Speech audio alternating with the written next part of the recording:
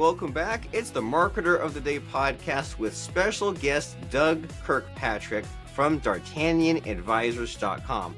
Doug Kirkpatrick is an organizational change consultant. He's a TEDx speaker, an executive coach, author, and educator, and he recently released his third book called The No Limits Enterprise, Organizational Self-Management in the New World of Work. So we are going to find out how to help your company embrace the future of work and what it all means with virtual reality, AI, blockchain, nanotechnology, all the scary stuff, how we can get our heads around it, succeed, make money, be productive, and all those fun things. So, Doug, glad to be speaking with you.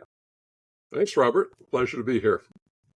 Likewise, you and I just now discovered that we are living and we're literally less than a mile apart, which is kind of a funny coincidence of all the thousands of miles, states we could live in. I mean, what are the odds? And we just now discovered that. And I narrated your book a few years ago, and now we're going to find out about what we need to know about the scary future we're heading into and how we can manage it, get ahead of it, beat our competition, etc. So we introduced you, hyped you up a little bit, but in your own words, what are you all about? What's your focus and passion?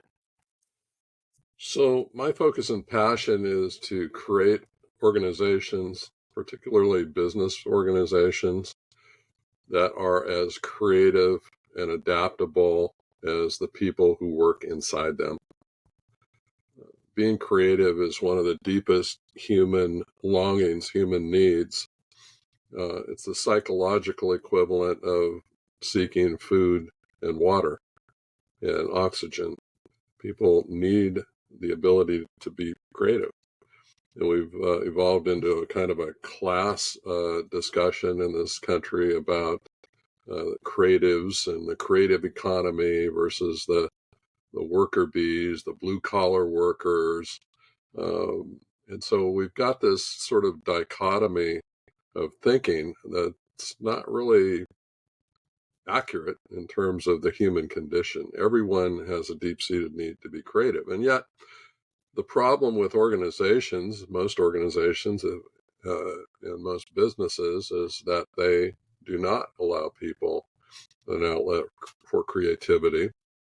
Most organizations suppress that deep-seated human need. And we have a deeply bureaucratic society as a result. It really started in October of 1841 with a train wreck on the Western Railway.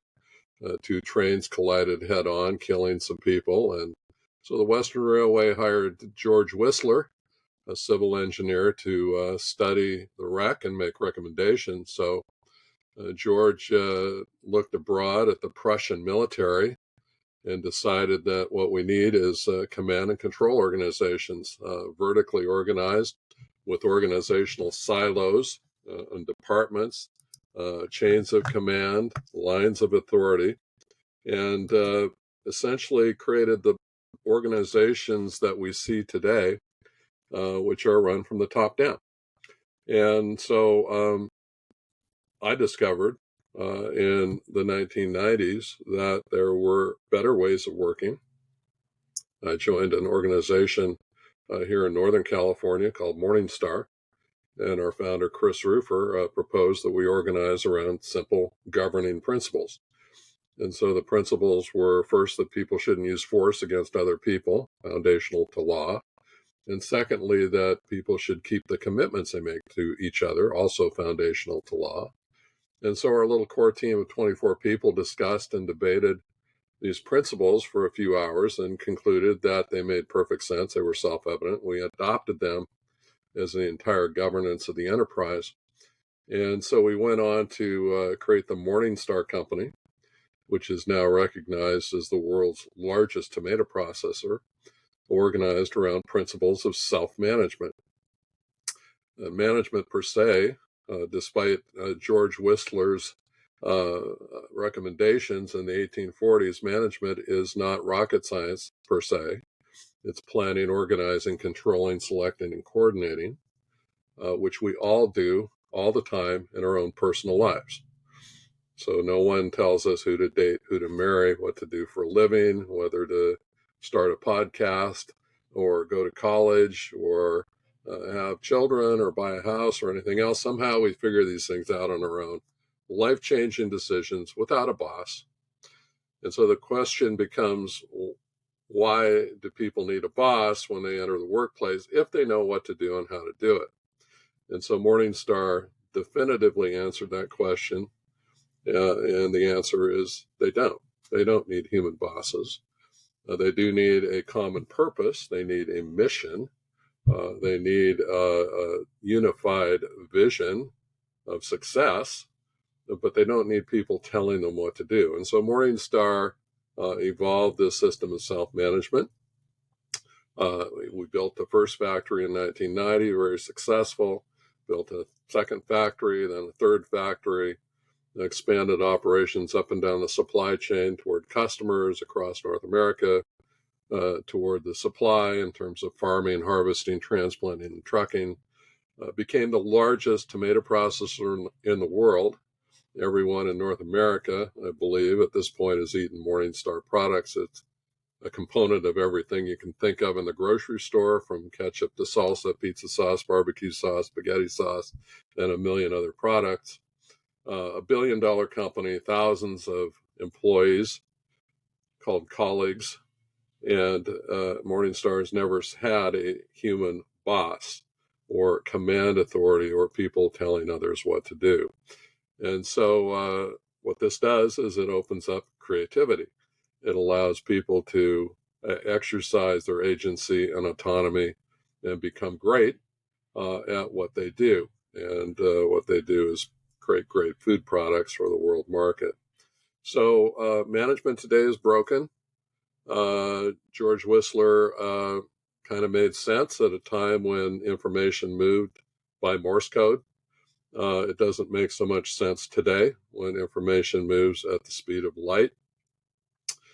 We live in a new world of technology, a new world of communication, a new world of potentially widely distributed decision-making that touches markets, that touches customers. And so we need to think about ways of working that transcend the traditional siloed command and control. And I think we can do that. Management's very costly, traditional management. Estimates are it costs the U.S. $3 trillion a year in excess bureaucracy. It's more than a financial and economic cost. It's a moral cost. We're literally wasting people's lives performing work that does not matter and does not create value for fellow human beings. So my life, my work is about getting beyond traditional management and allowing individuals to be creative, to create value, and to become great. Very nice. Well, I love your ideas here, especially that there's this outdated business model from 1841 that's the way it's been done, and because it's happened through so many generations, it's easy to get stuck and think that's the only possible way, to be afraid of change. But then but also it's frustrating how like you said, there's all this kind of waste, and you hear little stories like this all the time, how these companies that have embraced these teams or giving people ownership of different tasks, it doesn't, like, you would assume it creates chaos, but when you see how it actually works out, it works out better. And I heard some story, I wish I remembered it, of some airline had planes that were crashing because it was this top-down hierarchy, and then when they embraced more of giving people more ownership and anyone could check anything else, and it was more of a checklist and redundancies, then they went to zero airplane crashes. And so it saves lives, right? And it's not just necessarily about the money or the productivity, but changing lives and preventing companies from going under and saving jobs and all these other cool things. And so how do we get our heads wrapped around this? Like you say, there's this new way of doing things, and we only have a short podcast to jump into it, but what are the core concepts? What should we know just on a surface level? So a couple of things come to mind, Robert. The first one is that it's important to organize around principles, core principles. So I mentioned the two core principles of Morningstar: don't use force and keep commitments. They seem to make sense. And when you think about the principle of not using force, it's really the foundation of all law. In fact, most criminal law, every law against assault, battery, theft, burglary, kidnapping, murder, and all the rest is predicated on the principle that people shouldn't use force against other people. The second principle is that people should keep their promises. They should keep their commitments. If you say you're going to do something, you should do it. And that principle is also foundational to law, especially civil law and contract law, which would mean nothing if individuals did not keep their promises, parties didn't keep their promises to each other. So foundational principles, I believe that these are the two most foundational principles of human interaction. They are to human beings what gravity is to physics. And why is that? Well, if you take the first principle of not using force, imagine a world where every single person in the world abandoned the use of force against others. We wouldn't need armies or navies or police or locks on our doors. What an amazing world that would be. And of course, that's not reality. That's not realistic. But that's not really the point. The point is the closer we can approach that ideal state, especially in an organizational context, the closer we get and the more likely we are to produce happiness and teamwork and harmony and great outcomes. Imagine a world where every single person always did what they said they were going to do 100% of the time. What an amazing world that would be to live in. And of course, that's not realistic either. But that, again, is not the point. The point is the closer we get to that ideal state, the more likely we are to experience happiness, human happiness, harmony, prosperity, teamwork, all the great things of life. And so that's the point of organizing around clear principles. D. Hawk was the founder of Visa, and he famously said that complex rules cause simple, stupid behavior, and simple rules allow for complex, intelligent behavior. And I second that idea completely. Organizing around simple principles allows an organization to avoid, 1,000-page employee manual and make sure that everyone is on board and clear and understands the simple principles around which that organization works. So principle-centric organization is crucial. It's about managing great complexity with great simplicity. And Morningstar and its growth from zero to now becoming $1 billion company, the largest player in its industry, by organizing around key principles, I think is an empirical demonstration of that. The second approach that I think is important is recognizing the importance of what we call natural leadership. So there is concocted leadership or designated positional leadership, but natural leadership is different. Natural leadership is where the mantle of leadership is earned through trust, respect, and communication. It's not given to someone by power, by positional power or title or designation. And so natural leadership recognizes that the only real metric of leadership is whether or not one has followers. That's the true metric of leadership. If one earns the mantle of leadership by demonstrating a vision of a desired future state into which they can invite people to join them, has a good sense of reality, has a sense of courage and deep ethics and caring about other people, then great things happen. And so natural leadership is stronger, better leadership. Natural leadership causes leadership muscles to get stronger. Concocted, positional power leadership causes leadership muscles to atrophy.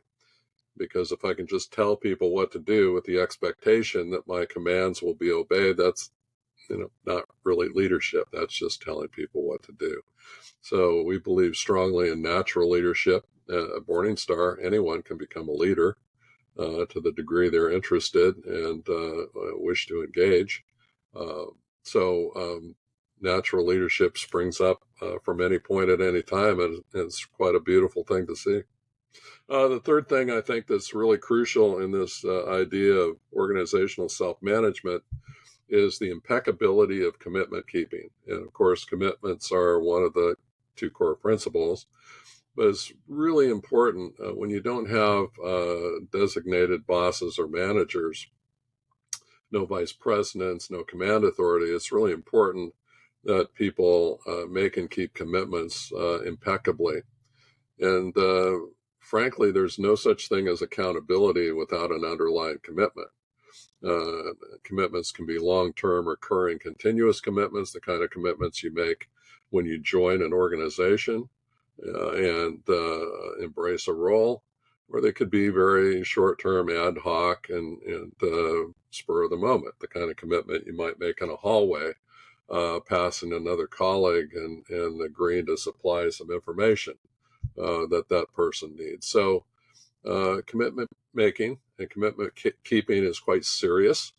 The great linguist and artificial intelligence pioneer Fernando Flores demonstrated that commitments have structure, they have language, and they have a life cycle. And there is no accountability without a commitment. And so in a bossless organization where the mission is the boss, not a human being, people have to be scrupulous about the way they make and keep commitments and the way they hold each other accountable to those commitments. In that environment, commitments become contracts between people, and they're enforceable contracts, and there are mechanisms by which individual contributors can enforce contracts with fellow colleagues, each of whom has an equal voice in the organization. So it's quite an evolved sort of system, but I think principles, leadership, and commitments are three of the primary pillars on which it stands. Very nice. Principles, leadership, and commitment. And there's a lot of good information in there, right? That leadership is about choosing this future goal and what that would look like, what the picture is, inviting people to go on there with you. And it's very beautiful and philosophical. And it kind of, as you said, it's simple, right? And sometimes it takes more work to reduce the bare essence of what you're saying to be something that's simple, that's catchy, that people will actually adopt. And where do you see this perhaps going wrong? Where do you see people maybe not implementing this correctly or not taking it seriously? Like, do you have any fun stories with Growing Morningstar or something like that to share with us about maybe things we should watch out for, stay away from, or correct? Well, I think the by far the biggest challenge is that people are reluctant to engage with their peers in the accountability discussions that I just referenced. So it's far easier in a traditional organization to go up to the supervisor and tell them about a coworker who's not pulling their weight or is bothering me, or something's happening. I can just go tell on my coworker to the boss and offload my problem onto them and have them take care of it. But in the true self-managed enterprise, that opportunity doesn't exist. And so people have to deal with things themselves. And for many people, it's very uncomfortable. People don't like to have serious accountability conversations, serious feedback conversations with peers. It's very uncomfortable. It takes courage. And yet, in an adult organization, that burden does belong on each and every individual self-manager. So we coach them up. We offer learning experiences and learning labs and training of all kinds. And ultimately, at the end of the day, it's a question of free will. It's what are you willing to tolerate?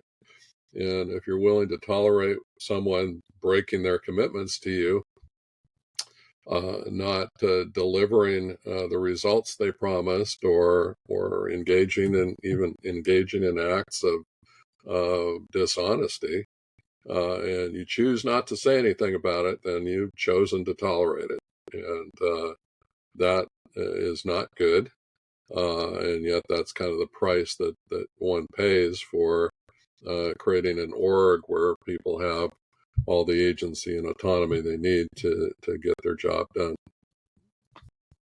And what can be done? Say we're in that situation and there's someone else in the organization that is maybe in our team or something, and they are dropping the ball or going slow or sabotaging or whatever, and we find ourselves tolerating that behavior. Like, what can be done in your system? Can other people assist, or does that mean it's time to quit? Like, what do you do to correct that sort of problem?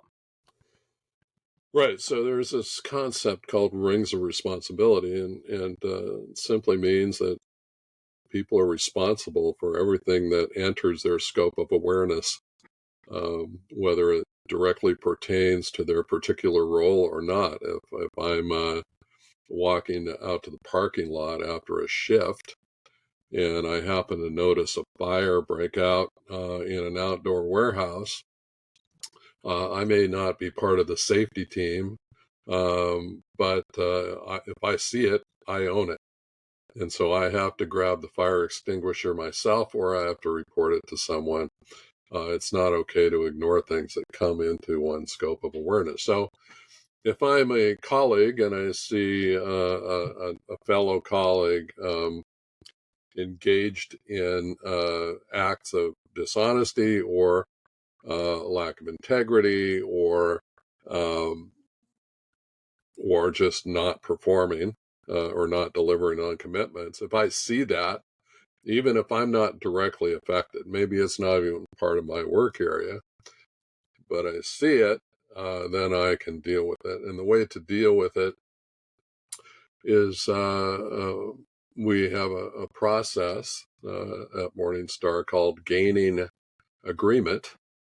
The bones, the basic structure of which has been around for thousands of years. And it essentially just requires one to walk up to another person and make a request for change. And the request could be very simple. It could be requesting a process change or something. Or it could be very, very substantive, like asking someone to leave the company. Either way, in whatever circumstances, it starts with a request, a direct request of one colleague to another. And colleagues do have an obligation, an affirmative obligation, to respond to requests in a professional manner. And so a person's going to respond. Let's say they're driving a forklift unsafely. The request is that the person take a week off and go get recertified as a professional forklift driver. The person can respond in one of three ways. They can disagree with the request, they can agree with the request, or they can negotiate some third option that neither party had thought of before. So if they agree, they're done. If they negotiate something, they're done. But if the person disagrees, then the original requester can escalate and bring in a third-party mediator, whose job is just to listen to both parties and offer their best advice. At the end of that discussion, you still have the same three possibilities. If they agree, they're done. If they negotiate something new, they're done. If the person still disagrees, and the requester still believes in the request, then that person can escalate again and bring in a panel or group of mediators whose job is the same as the original mediator, just listen to both parties, offer their best advice.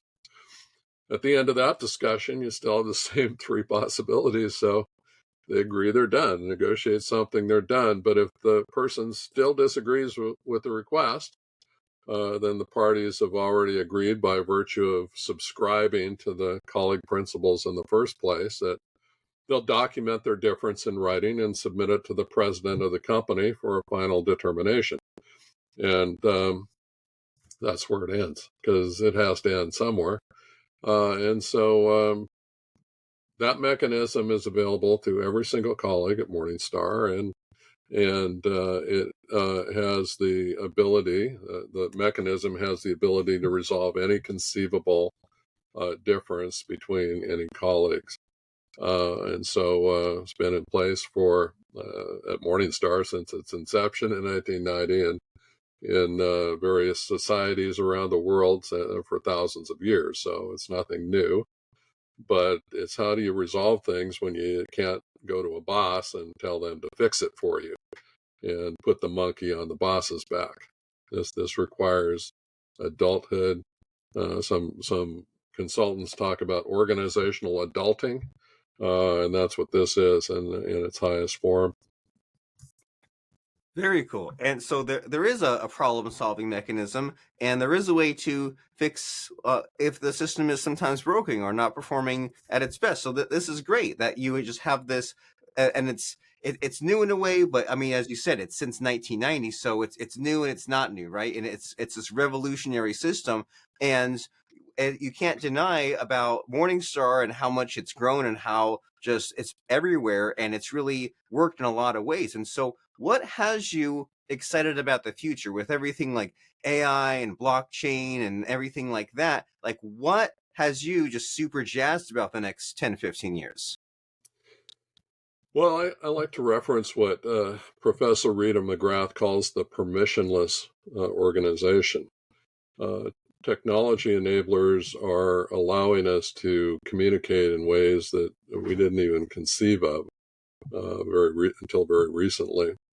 I've seen software recently that allows team members to send signals to each other and use a publish and subscribe sort of approach to sharing information that has the potential of radically decreasing the number of meetings required in a team and an organization, and just allowing organizations to focus on the meetings that actually matter most. So as we all know, meetings are extraordinarily costly, and anything we can do to reduce or eliminate meetings in organizations while still producing great work and scaling coordination across large organizations, across time zones and geographies is really crucial. And so these technology enablers are exciting. I think they're going to accelerate the advent of the workplace of the future, where people have freedom and autonomy and agency to be creative. And it's going to be a very exciting time, especially as the various technologies that are advancing now interact with each other and create these new permissionless systems. I see a lot of interest. There's something in the zeitgeist right now because CEOs and leaders are really starting to reach out and express serious interest in creating new organizational models for the future. So it's, for me, it's a time of flourishing and excitement. I was advocating many of these same principles 4 or 5 years ago, pre-pandemic, but now the interest is really accelerating and sky high. It's a very exciting time. It is, I agree. And you see these tools everywhere, right? The Slack, the Asana, the Monday.com, all of those. Pre-pandemic, you'd see it sometimes and not always, but now it's almost like it's built in, it's essential. People are used to it. We've got this project, we've got this thread, people post messages, files, comments, and it seems to be able to build anything that you want, and it seems to work really well also with a lot less waste than you used to have, right? As you said, less meetings and even less paper, less writing. It's a new and interesting way of doing things. And so if people are amazed and wowed and even curious about these sorts of possibilities, like, who's an ideal sort of listener or client for you? And if someone says, oh my gosh, Doug's ideas here when he's done with Morningstar, this is exactly what I need, where should they go? Just go to my website, dougkirkpatrick.com. Actually have a brand new AI bot there that's been trained on everything I've ever written or spoken. So you can ask it anything about the future of work, human-centric organizations, organizational self-management, and it'll come up with some kind of an answer for you. But it's got all my magazine articles and white papers and talks and my social media links as well. So there's a lot of content there for explorers that are interested in pursuing this line. Very cool. You're truly on the cutting edge, right? The AI bot, the books, the links, the content. That is DOUGKIRKPATRICK.com, DougKirkpatrick.com. And you know, Doug, you're a philosophizer, you've spoken, you're a TEDx speaker, you have these books, you're an educator. And so having all that knowledge, it's always fun to get one last little soundbite out of you. And if you've said or heard something that's an interesting quote or lesson that's really helped you, that can help us, does anything come to mind as far as just a real powerful quote or lesson? So thanks for asking. My best friend is a gentleman named Peter Kestenbaum, and Peter is perhaps the greatest workplace philosopher that's ever lived. He was the subject of an influential Fast Company interview in the year 2000 called "Do You Have the Will to Lead?" He taught philosophy at San Jose State for some 34 years, one of the best professors in California. He consulted with some of the biggest companies and most influential CEOs of the 1980s and 1990s. And he's written some really important books. Leadership, The Inner Side of Greatness is one of my favorites. And so one quote that I really like from Peter is, he says, in practice, to be time rather than to live in time means to find your meanings. What can you do that no one else can? Listen to your unconscious and ask yourself what acts of courage are still required of you before you can die with dignity and honor. So that's a heavy quote, and I'll let that sink in with listeners. But this is important stuff, and deserves a philosophic turn from time to time. And so I'll leave you with that quote. And I agree. It does deserve that. These big ideas, sometimes they need to sink in as far as finding our uniqueness, finding the courage, and everything that goes along with that. Doug Kirkpatrick, the author of The No Limits Enterprise, Organizational Self-Management in the New World of Work, and involved with Morningstar and its growth, DougKirkpatrick.com. Find out more there. Doug, it's been very amazing and enlightening speaking with you. I really appreciate it. Thank you, Robert. My pleasure. All right.